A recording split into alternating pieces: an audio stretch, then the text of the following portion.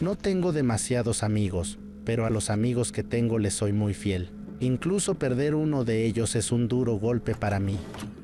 Este hombre fue la última persona en ver a Lee Porter de 19 años antes de que desapareciera. Se mostró como un amigo preocupado y fue a la televisión a suplicar que regresara sana y salva, pero también era el principal sospechoso. Me dijo que estaba cansada y que necesitaba un lugar donde pasar la noche y le dije que podía quedarse.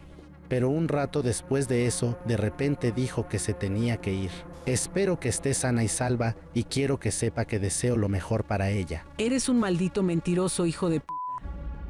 Desesperada por encontrarla, su familia tomó el asunto en sus propias manos. Lo que le sucedió a Lee seguiría siendo un misterio si no fuera por su propio hermano, quien atrapó al hombre responsable de su desaparición. Daría mi propia vida por encontrarla. Comencé a hacerle creer que nos estaba ayudando a buscarla. Todo ese tiempo Max estuvo grabando esto en su teléfono.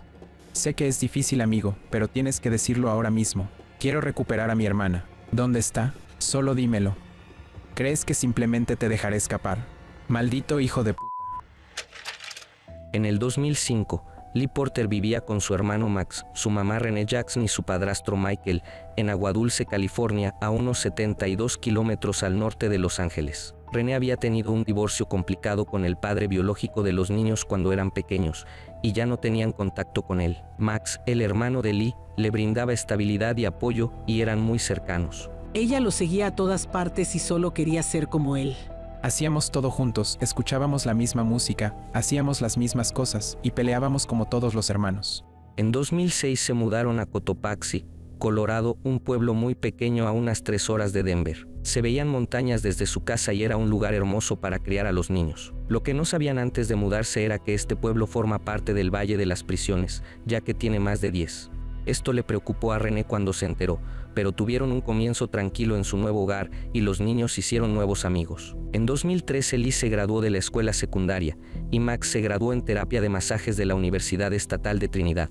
Max se mudó a California para iniciar un negocio de terapia de masajes. Lee quería seguir sus pasos en la Universidad de Trinidad y obtener el mismo título para poder dirigir el negocio juntos. Pero después de que Max se mudara, a ella le costó estar sola en la universidad. Max la llamaba y le escribía siempre que podía, esperando ayudarla a adaptarse a la vida universitaria. Al principio sus respuestas eran bastante positivas, pero luego comenzó a enviarme mensajes diciendo que la estaba pasando mal, que estaba deprimida.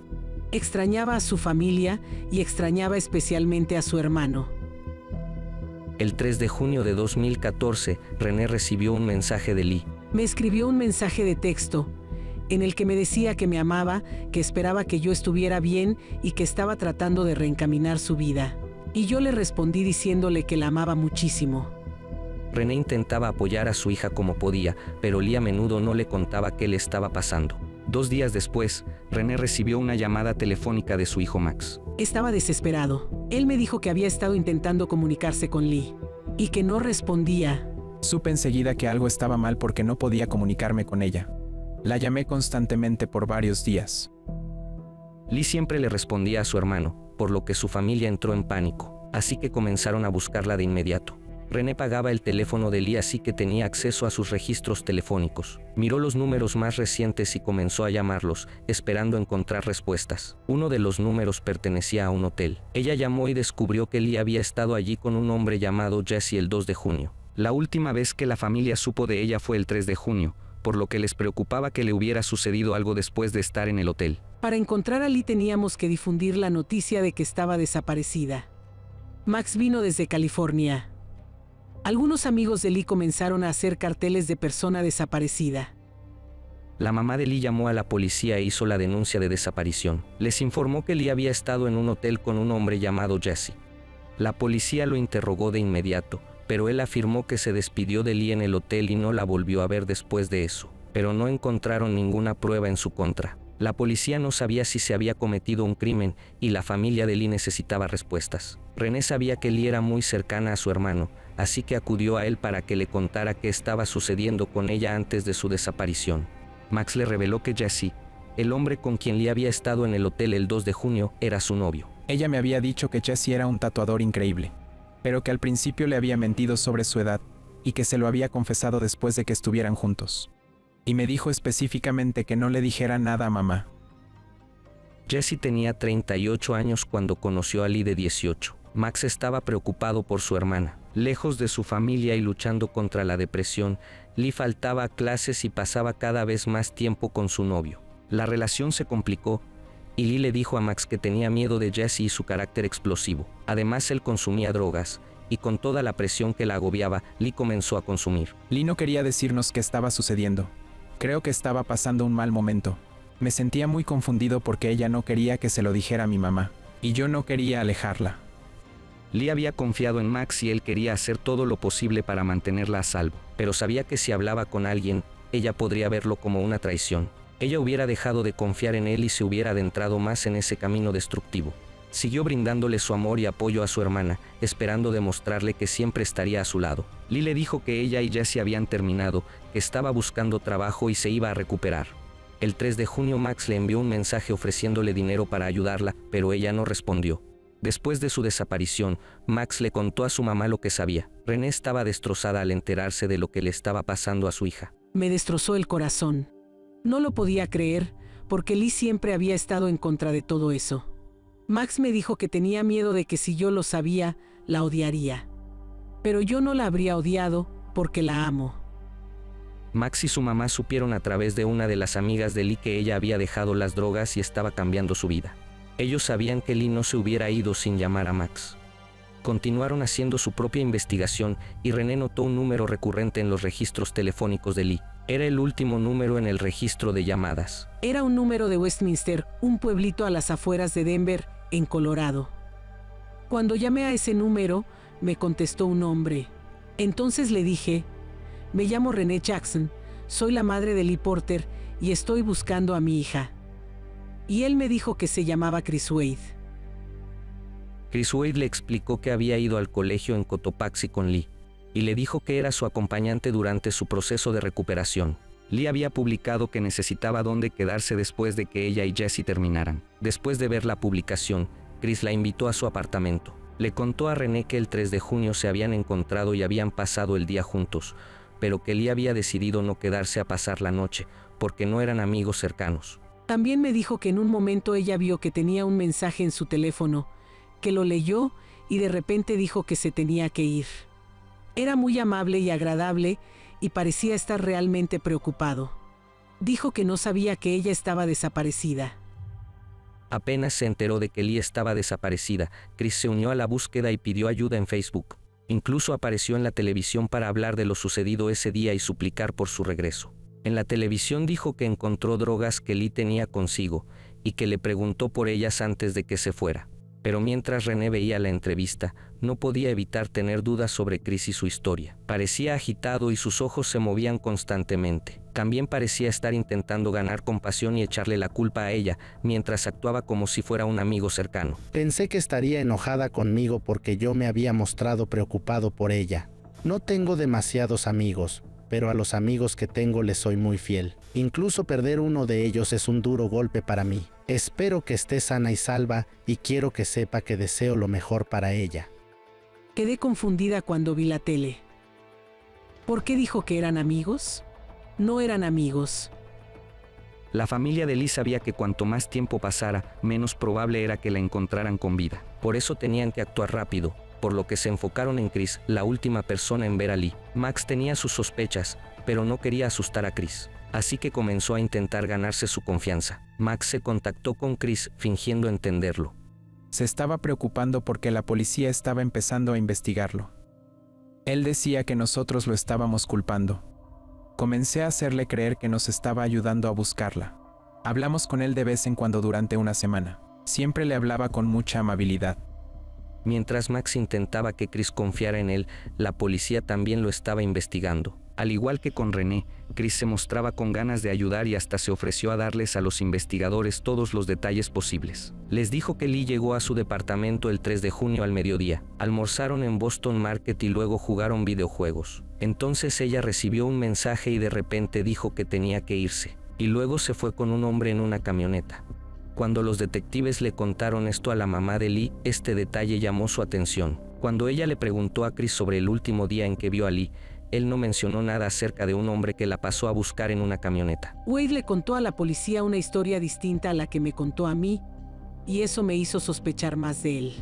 7 días después de su desaparición, los detectives registraron el departamento de Chris.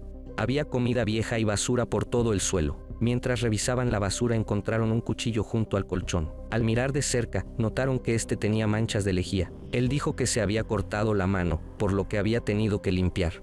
Los investigadores encontraron un recibo de lejía y guantes de goma del día siguiente de la desaparición de Lee.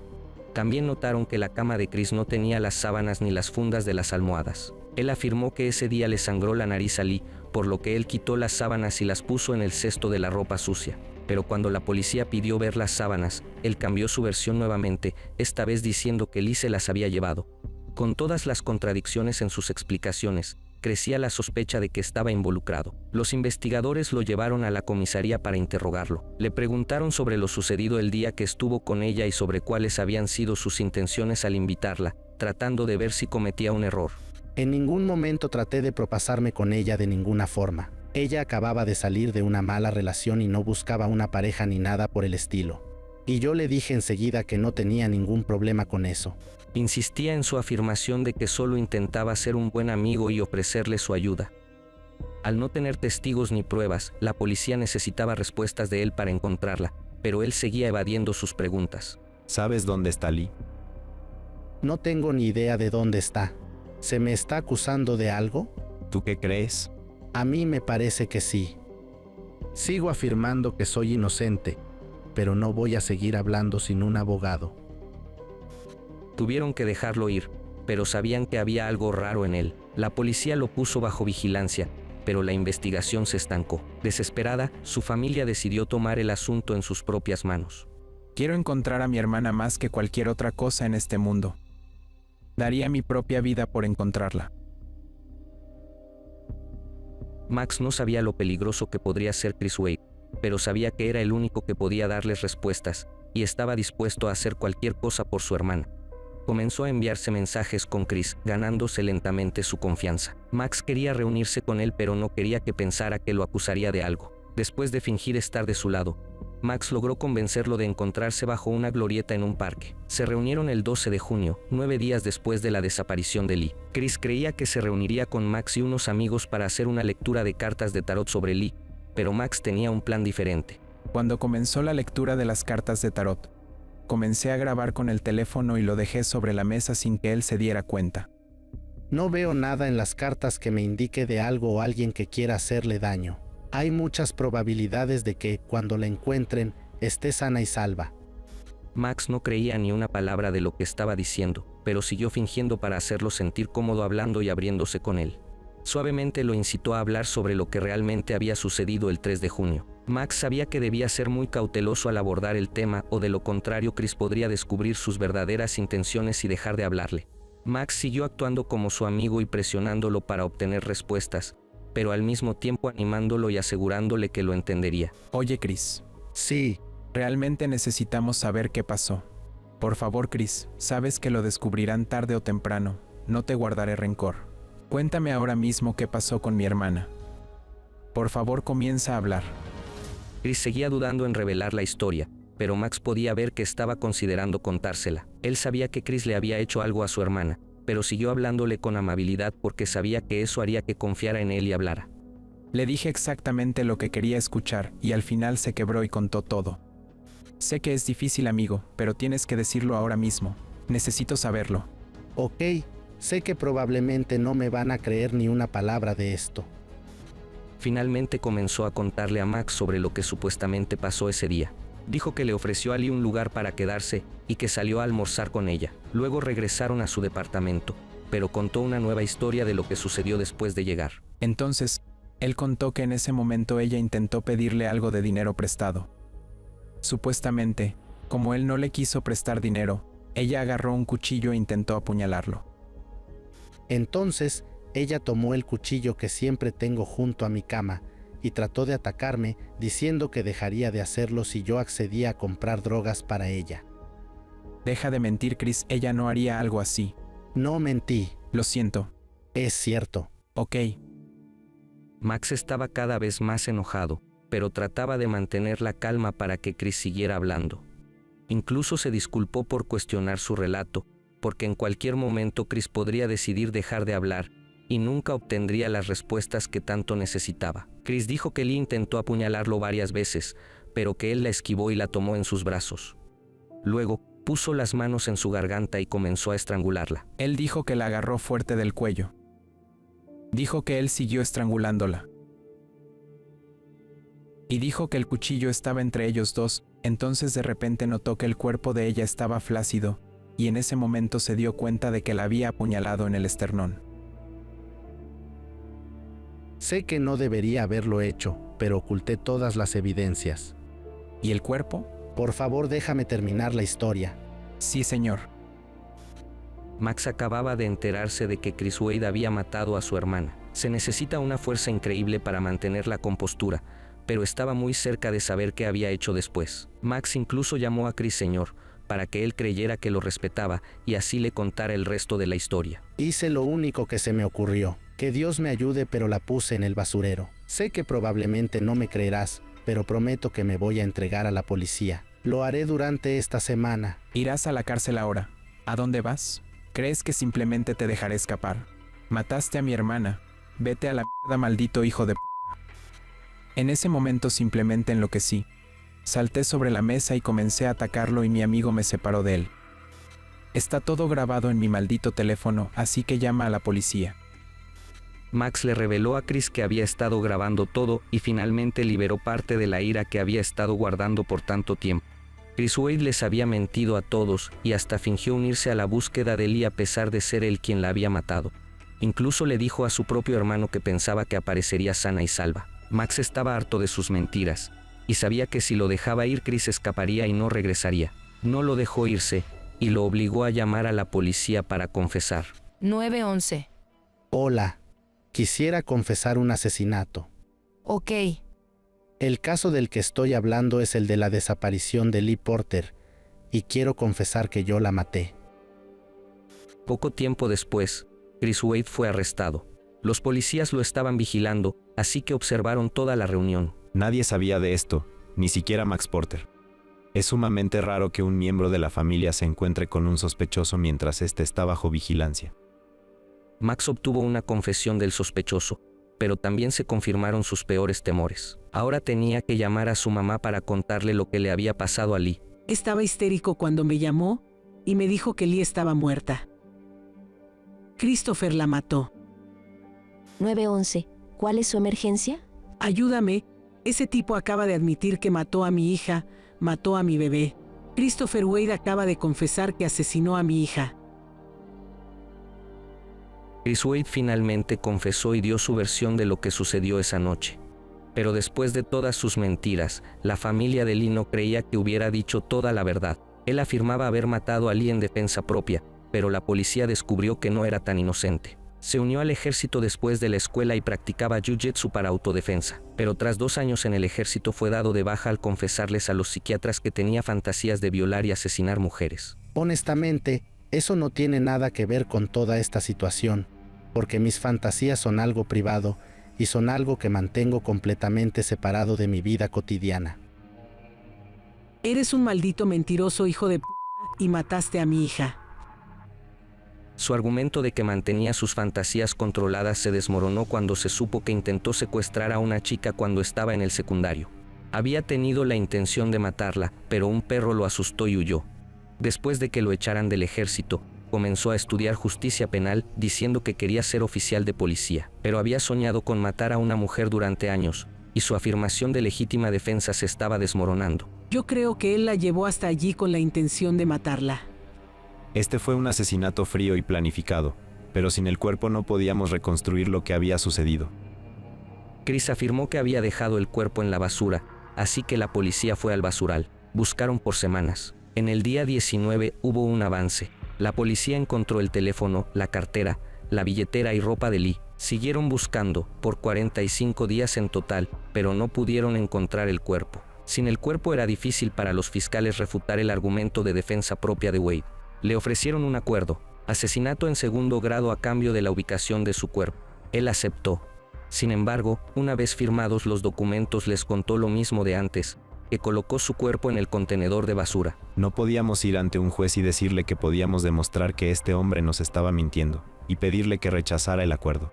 No podíamos demostrarlo. Creemos firmemente que él mintió en sus declaraciones, que ella no estaba en ese basurero y que no hizo con ella lo que le dijo a la policía que hizo. No podían probar que había mentido, así que el acuerdo se mantuvo. El 6 de noviembre de 2015, Wade fue condenado a 48 años de prisión por asesinato en segundo grado. Tendrá que cumplir el 75% de su condena antes de poder pedir libertad condicional. La familia de Lee aún no conoce toda la historia de lo que le sucedió, pero sin sus esfuerzos, Chris Wade hubiera quedado impune por el asesinato. Continúan pensando en Lee y honrando su memoria cada día, y no renuncian a la esperanza de que algún día puedan encontrar su cuerpo y traerla de vuelta a casa. Espero con ansias el día en que pueda encontrar a mi hija, pero mientras tanto voy a seguir buscándola. Debe volver a casa con nosotros. Tiene que estar cerca de su familia. Max tuvo que ser extremadamente valiente no solo para enfrentar al hombre que mató a su hermana, sino también para dejar de lado todo su dolor y enojo mientras fingía ser su amigo, para obtener respuestas. Hoy, él espera ayudar a otras personas en situaciones similares, mostrándoles cómo se puede convertir la tragedia en propósito. Estaba tan orgullosa de mi hijo. Max fue un héroe ese día y lo hizo por su hermana, porque la amaba tanto.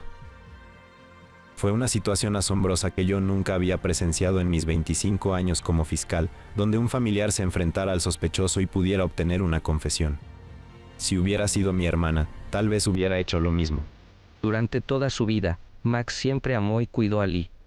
Fue su vínculo con su hermana lo que lo ayudó a descubrir las mentiras del asesino y a llevarlo ante la justicia. En una publicación en Facebook, Max escribió: "Te extraño, Lee, y quiero que sepas que siempre estaremos aquí para ti, y nunca dejaremos de buscarte ni de ayudar a otros atrapados en la misma situación. Te amo más que a mi propia vida, por siempre y para siempre. Nunca te olvidaremos. Eres un alma hermosa. Siempre serás mi mejor amiga, mi hermana y mi mayor apoyo".